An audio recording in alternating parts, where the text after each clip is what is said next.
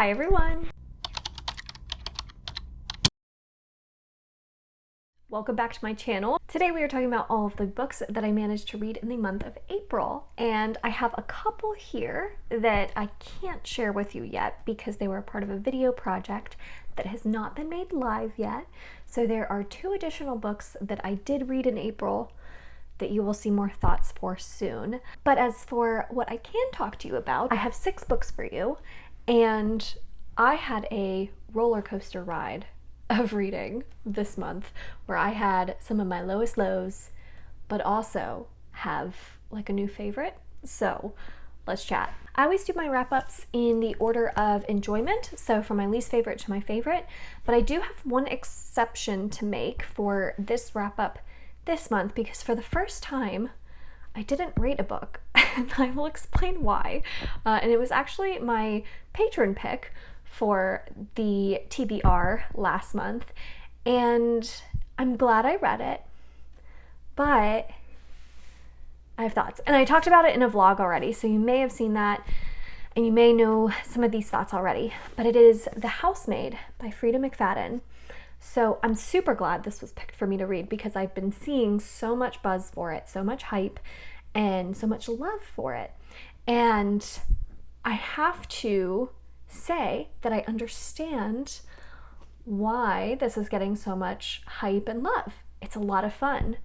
However, I've previously read a book that is almost exactly like it. And this is why I am in this really weird spot with this book, where if I hadn't read that book before, like the other one that this is so similar to, I would have loved this. This would probably be one of my favorite books in the thriller genre. But because I have read the book that it is so similar to, and that other book is one of my all-time favorites, I don't know how I feel about this. So it's a very weird reading experience. I can't say what the other book is because if you've read this one, then it will immediately give away the twist and the book for the other one that I'm talking about. And if you've read the other one, then you'll immediately know the twist and the reveals in The Housemaid. So if you want to know, just leave a comment down below and I'll respond to your comment letting you know what it is. But I don't want to say it just in case it spoils something. This follows a nanny who gets hired at this house with this very wealthy, well-off couple who have a child, and it seems like a great opportunity for this nanny because she has just not been able to keep a steady job anywhere else. This new nanny job pays very well. She lives at the house with the couple, and she starts to get treated very poorly by someone in this family, and things ensue from there. The setup of the other book that it's similar to is slightly different, but the structure, the twist, the reveal, everything is almost the exact same. So again, it's just like this weird reading experience. Did I enjoy this? Yes. But did I find it at times awkward to read because it was so similar to one of my other favorite books? Yes. So do I recommend this? I mean, if you haven't read the other book before, then yes. It's really hard to say. I don't know. That's why I can't rate this, because it feels weird giving it a super high rating when it is so similar to that other book. But I don't want to give it a low rating because I did enjoy it. So I don't know. I've seen some online discourse, been made aware of online discourse around this book, that there's potential like plagiarism, accusations. I don't know anything about that. I don't know Freida McFadden. I don't know if she even read the other book that this is similar to.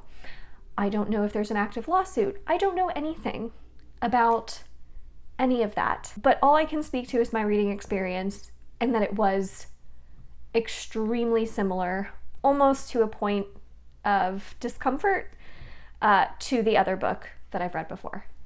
So I will leave it at that. Take that as you will. Now let's talk about what is definitely my least favorite of the month. I have a very clear least favorite, and that is, I'm about to anger a lot of people, I feel like, Tigana by Guy Gavriel Kay. I had to read this for my patron book club, and it's been on my TBR for so long.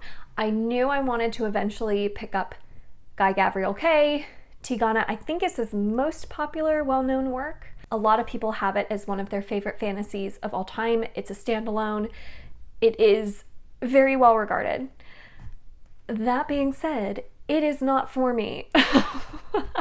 I am not this type of fantasy reader. I think if you enjoy authors like Robin Hobb, then you would probably appreciate Guy Gavriel Kay's writing. I was so lost the entire time reading this book. It is about a group of characters who used to live in this beautiful city known as Tigana, and something happened where our antagonist is a wizard and uses magic to erase the name of Tigana from anyone who is not from that city. So no one else in this world can hear the name Tigana. No one knows its history. It is a lost city. In that way, it felt very similar to like A Strange the Dreamer by Laini Taylor. Now, the story and the plot is around these characters from Tigana journeying and working towards getting the city back and restoring it to its previous glory. How they do that, I could not tell you. I literally have no idea.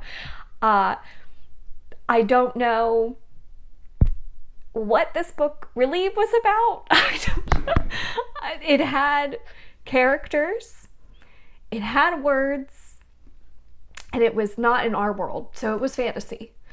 And that is basically all I can say about Tigana.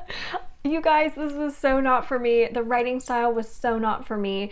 It was very poetic. It was very much like a meandering story. A lot of backstories of these characters inform you of who they are, but there's not a lot of forward momentum, and you get a lot of perspective changes where you're with a group of characters for a while, then you switch to a different part of the book and you're introduced to an entirely new set of characters, and keeping it all straight is extremely difficult. I'm not the only one who thought this. A lot of people in my Patreon also thought similarly, so I don't feel like I'm like completely out of my mind, but I definitely did not feel like this was for me. That is not to say it is bad. It is probably wonderful for other people. It's just not for me, and that's okay. I would have DNF'd this book had it not been for the book club, and I wouldn't have even bothered rating it. I probably would have made it like halfway and then DNF'd it. For me, it never really got better. There is more action, I would say. Like, I compared it to Robin Hobb. I think there's more action in Tigana than there is in Robin Hobb's books, at least the ones I've read. Well, the one I've read, because I DNF'd Royal Assassin. It's not that it doesn't have action and variety, it's just the writing and how the story was told did not work for me. I was just very lost and never felt oriented in what we were doing, how we were doing it. I never felt like I had a clear idea of who was who and why we were doing these things, why we were taking these certain steps, why we were meeting these certain people, how we were accomplishing what we set out to do. Like, I never could grasp it. And so it never ended up working for me. And I kept waiting and waiting, and it never worked. So I gave it 2 stars because I rate based off of mostly like my enjoyment, and I did not enjoy really anything about this book. I can't give it 1 star because at least it like had beautiful writing, but like I just really did not enjoy my experience with this book at all. So goodbye, Tigana. Okay, all the rest of the books I really liked, so that was like my lowest point. All the rest are 4 stars or above. So yay, I get to be very positive from here on out. The next one I'm going to say was The Perfect Wife by J.P. Delaney. This one I listened to on audio, and I've previously read The Girl Before by J.P. Delaney. So this is my second thriller. I would say that this is not, it's not thrilling. I would say this is more like suspense and mystery. I really, really enjoyed this though. So you're following a man who is the like head of this AI company, a very much like on the cutting edge, forward-thinking company that specializes in AI. And he loses his wife and decides to bring her back in the form of an AI robot. So she becomes his perfect wife.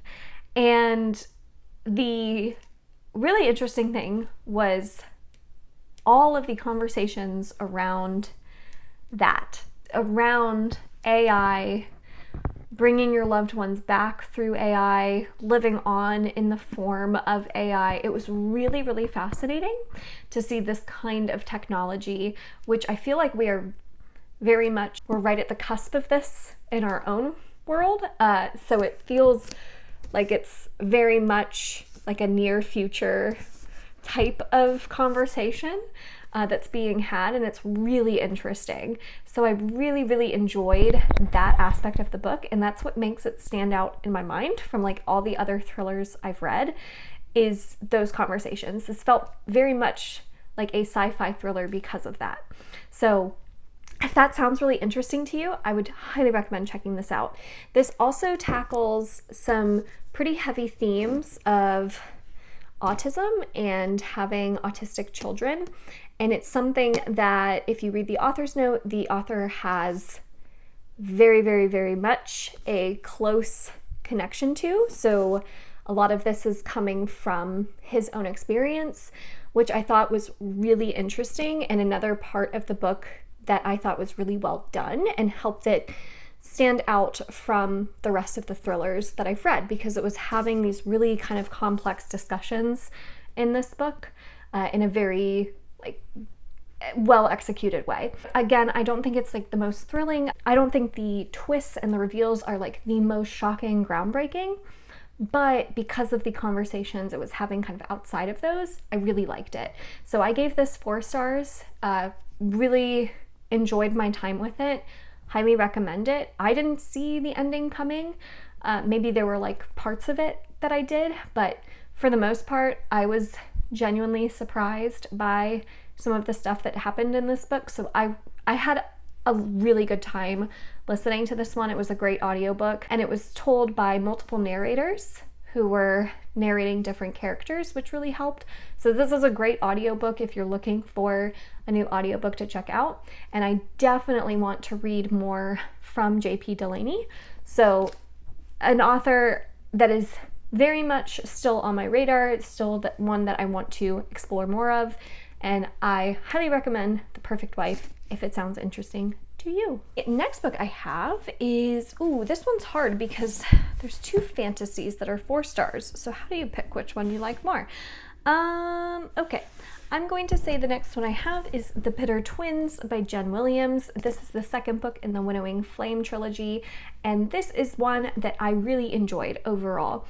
The Ninth Reign is a very bizarre, very weird fantasy, and it's mostly weird because of its world building. It's not weird, like the writing style, fairly straightforward, where it's very easy to follow like what's going on.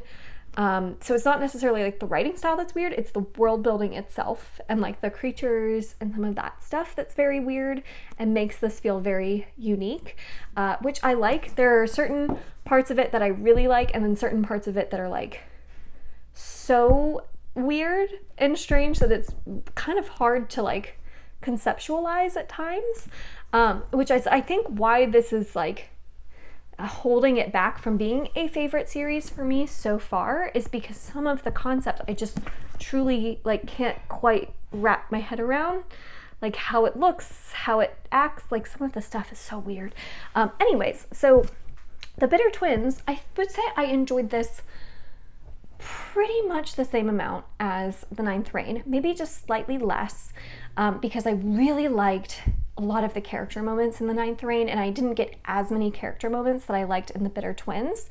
But there are a new set of characters introduced in The Bitter Twins that I really enjoyed. It was the highlight of the book for me, was those new characters that were introduced, but I did feel like some of the characters from the first book just didn't have as many moments to shine, maybe. And then there were certain plot points that just weren't quite as intriguing as others. So overall, though, I really am enjoying this series a lot. I have no plans of not continuing. I definitely want to finish this one out, and I think it's one that a lot of people could enjoy.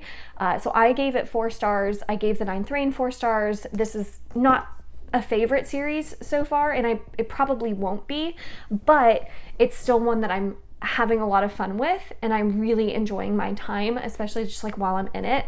I really enjoyed my time with it. So that is The Bitter Twins.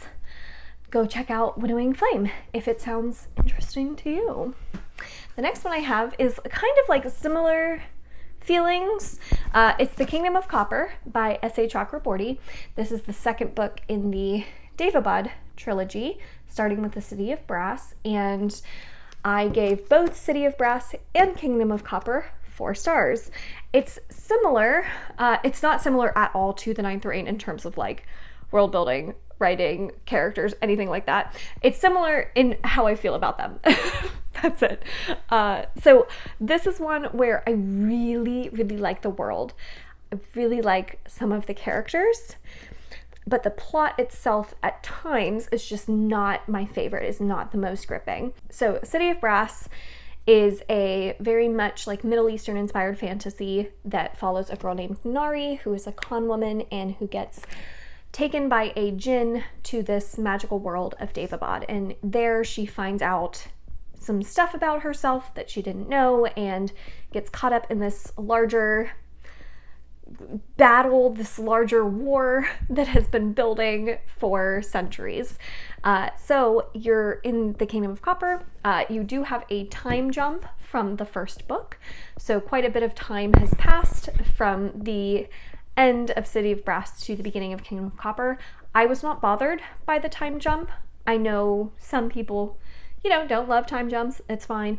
I thought that this one was well executed. I liked it, and it kind of got us to where we needed to be for the rest of the story without meandering too much. So I didn't mind it, and I really like some of the characters. Again, like some of them are just becoming a lot more interesting to me, while others are not as much. And it's interesting because I think some of the main characters from City of Brass became less interesting, while some of the side characters from City of Brass became more interesting. Some of the moments in this particular book, especially towards the end, were fantastic. Most of the book was spent, I think, on characters arguing with each other and not getting along, which was a little bit tiresome to read.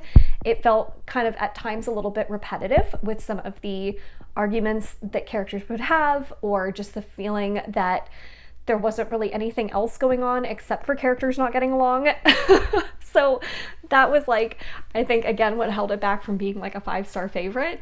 But by the end, what we were building up towards was a fantastic payoff. I really like the ending of this one, and it makes me very excited to pick up Empire of Gold. So overall, 4 stars, not a favorite, but I'm still really enjoying my time with it. Okay, and by far my favorite of the month, and my highlight and definitely what's going to make probably my favorite of the year list, and that is The Last Word by Taylor Adams. This was 5 stars. If you didn't know, Taylor Adams wrote No Exit, which is another thriller I loved, but The Last Word, oh my god, it is about a woman who is like house sitting this house like kind of in the middle of nowhere, like on this lake or ocean or whatever, and she reads a book that she does not like. It's a horror book that she does not like, and she leaves a bad review of it online, and the author contacts her and asks her to take a review down, and she doesn't. And things ensue from there. So it is like, it feels like a reverse Misery by Stephen King. It is bonkers. And it's definitely a thriller. Very much a thriller. It's very much edge of your seat the entire time, like a roller coaster ride of a book. But it's not thrilling in the way of like being shocking. I would say it's very much where you know what's coming, but the journey of getting there is so wild. I loved this. Is it a perfect book? No. But oh my god, I had so much fun from start to finish. And it doesn't waste any time. It gets right into it. It is so wild. And there were like several times towards the end where I was like, is this it? Is this the ending? Is this the ending? And then it would keep going and you're like, wait a minute, what is gonna happen now? It was so good. It was so good. And I can't say too much more because it is a thriller. I want you to go in, you know, not knowing too much. Just know that it is such a fun ride. It feels like just like an amusement park ride where you're just thrown upside down and all around, and it's like thing after thing happens and you just don't know when it's gonna end, but you don't want it to end, but you do, but you don't. It's like so fun. And the main character is amazing. I loved her. I love when we have a really smart, very competent main character in these types of thrillers, because she was just so awesome. Like there were moments where I was like cheering, like, yes, I love her. I loved her. Loved our main character. So The Last Word is so good. Please go check it out. It is truly just one of my favorite thrillers. I thought it was just so much fun from start to finish. So that is The Last Word. So those were all of the books that I managed to read in the month of April. What was your favorite book that you read in the month of April? Please let me know in the comments down below. And if you enjoyed this video, make sure to give it a thumbs up, subscribe if you'd like to, and if you want more information about exclusive content from me and how to further support the channel, you can check out the link to my Patreon in the description box down below. I hope you have a wonderful rest of your day, and I will see you all in my next one. Bye!